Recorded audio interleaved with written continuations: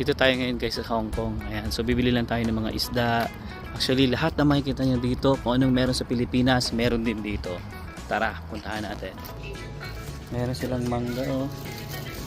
$3.49 per pound. Oh, diba? Murang-mura yan. Oh, yung grapes, oh, $1.99 per pound lang. Guys, yun yung mga tinda dito. Ayan, oh.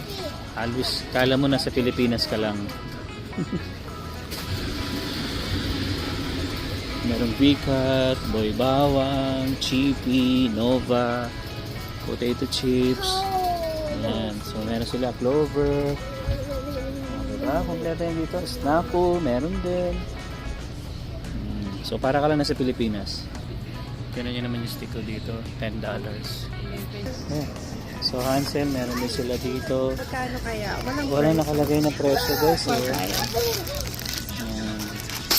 Wave. Ito, meron din silang mga fudgy bar. Cloud9, meron din. Hyro, meron din. $3.89. Sunflower crackers, meron din sila. $2. Sabi guys naman guys, medyo pricey lang sila. No? $60. Ito $39. Mga ganitong klaseng bigas. Skyflakes, meron din sila. Oh. Onion. So ito guys, sale sila. Oh. $5 lang, mga ganito. Kasi yung isa ay $8.49.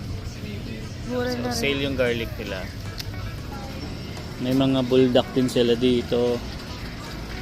And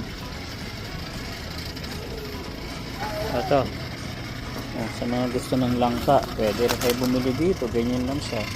$3.49. Goldilocks meron din sila dito.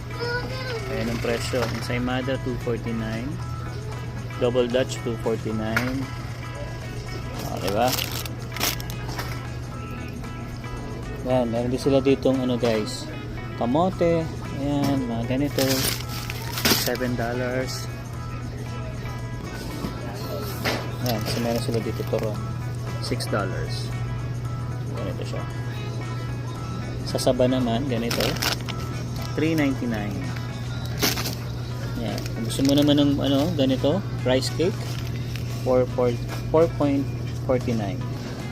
Ito, mga tocino, meron sila dito. Halos parehas na sa Walmart, $5.49. Longganisa, meron din sila. At higit sa lahat guys,